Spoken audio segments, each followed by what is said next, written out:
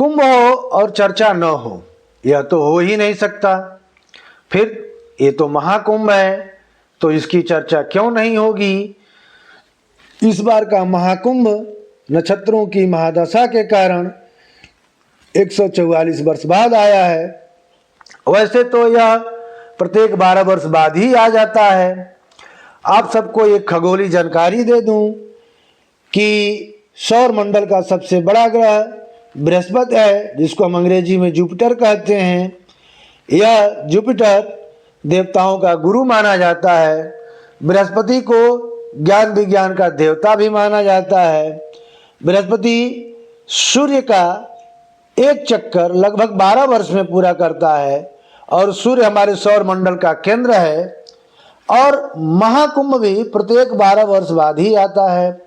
अब इतनी बात तो हम सबको समझ में आ जानी चाहिए कि खगोलीय दृष्टि से भी महाकुंभ का अपना एक बहुत ही बड़ा महत्व है। एक बात और आपको बता दूं, बृहस्पति ग्रह अपनी गुरुत्वाकर्षण से क्षुद्र ग्रहों को अपनी तरफ आकर्षित करके पृथ्वी पर गिरने से रोकता है। हो सकता है यह चीज पूर्वजों को पहले से पता चल गई हो कि महाकुंभ के समय वह क्षुद्र ग्रहों के सबसे नजदीक रहता है और इस कारण से भी महाकुंभ के आयोजन का कारण बनता होगा। एक बात और बता दूं, भारत की मानक समय रेखा 82.5 अंश पूर्वी देशांतर भी संगम नगरी प्रयागराज के नैनी से ही गुजरती है। हो सकता है इसी कारण से प्रत्येक 12 वर्ष बाद प्रयाग में महाकुंभ लगता हो सकता है इसी कारण से प्रयाग को समस्त तीर्थों का राजा कहा गया हो सकता है कि जो खगोलीय ज्ञान हम लोगों को अब हो रहा है, यह जानकारी हमारे पूर्वजों को सैकड़ों साल पहले ही प्राप्त हो गई हो। एक मान्यता और भी है, यह कहा जाता है कि बृहस्पति ग्रह कुंभ राशि में जब प्रवेश करता है और ठीक उसी समय जब मकर राशि में सूर्य प्रवेश करता है, तब महाकुंभ लगता है। और इस तरह की स्थिति आने में लगभग 12 वर्ष लग जाते हैं। एक धार्मिक मान्यता और भी है कि जब समुद्र में मंथन हुआ था और उस समय देवताओं और असुरों के बीच में अमृत को लेकर के झड़प हुई थी, अमृत को लेकर के जब छीना झपटी चल रही थी, तो उसकी 4 बूंदें इस भारत भूमि पर प्रयागराज, हरिद्वार, उज्जैन और नासिक में गिरी थी। इसी मान्यता के कारण इन चारों स्थानों पर कुंभ और महाकुंभ का आयोजन होता है। अब आपके दिमाग में यह प्रश्न आ रहा होगा कि कुंभ नहान से हम सबको क्या मिलता है। तो हमारी धार्मिक मान्यता है, ऐसा माना जाता है कि कुंभ में स्नान करने पर 1000 अश्वमेध यज्ञ के बराबर पुण्य का लाभ होता है। इसलिए देश के सभी श्रद्धालु महाकुंभ में स्नान करने जाते हैं और इस कारण से महाकुंभ का महत्व अत्यधिक बढ़ जाता है।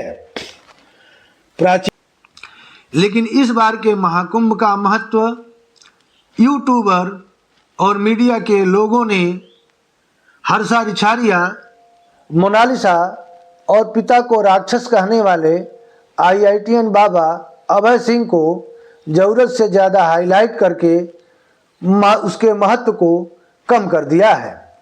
हर्षा रिछारिया एक बोल्ड अभिनेत्री हैं और उन्होंने साध्वी वेश धारण करके कैलाश महामंडलेश्वर कैलाशानंद गिरी जी का सानिध्य पाने में सफल रहीं और इससे मीडिया के दिल पर वज्रपात हो गया कि इतनी सुंदर साध्वी कैसे साध्वी बन गई। और उनका महिमा मंडन इस तरीके से किया जाने लगा जैसे स्वर्गलोक से उर्वशी, मेनका और रंभा ने आकर के संन्यास का रूप धारण कर लिया है और साध्वी बनने की तरफ अग्रसर है। दूसरी तरफ मोनालिसा जैसी बंजारन की मासूमियत भरी आंखों में देश की संपूर्ण मीडिया डूब गई।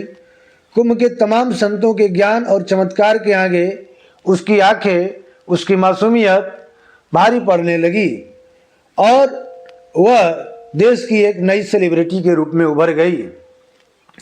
IITN बाबा अभय सिंह का अल्हड़पन चर्चा का केंद्र बिंदु बना हुआ है। भारतीय संस्कृति के विपरीत आचरण करके भी वे मीडिया की नज़र में हीरो बने हुए हैं। कभी वे अपने पिता को राक्षस कहते हैं, कभी उनका विनाश करने वाला बताते हैं, तो कभी खुद को शिव का अवतार और न जाने क्या क्या कहते रहते हैं। सामान्य दिनों में ऐसा अगर कोई कहता तो उसको लोग सनकी कहते, परंतु यह कुंभ है और कुंभ में इस प्रकार के लोगों को बाबा ही कहा जाता है। और भारत की चरण चुंबक मीडिया, आप इसके बारे में जानते ही हैं, और अंधभक्त टाइप के लोगों के भी बारे में जानते हैं। ये लोग ऐसे ही लोगों को बाबा और महाबाबा बनाते हैं। महाकुंभ के महात्मा का रहा सहा असर ममता कुलकर्णी के संन्यास लेने से और उनको महामंडलेश्वर बनाने की घोषणा से कम हो गया। एक बोल्ड अभिनेत्री को महामंडलेश्वर के पद पर बैठाने से महाकुंभ के महत्व पर सवालिया निशान खड़ा हो गया है। क्या महामंडलेश्वर बनना इतना आसान है कि कोई भी अभिनेत्री संन्यास की घोषणा करके उस पद को धारण कर सकती है? क्या उसके लिए योग और साधना की जरूरत नहीं पड़ती?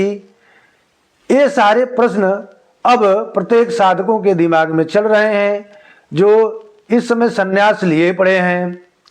इन चीज़ों को हाईलाइट करना और वहाँ की दूसरे चीज़ों को न दिखाना, क्या ये मीडिया की नादानी नहीं है या यह सनातन को बदनाम करने की साजिश नहीं है? यह एक यक्ष प्रश्न है जो निरुत्तरित है।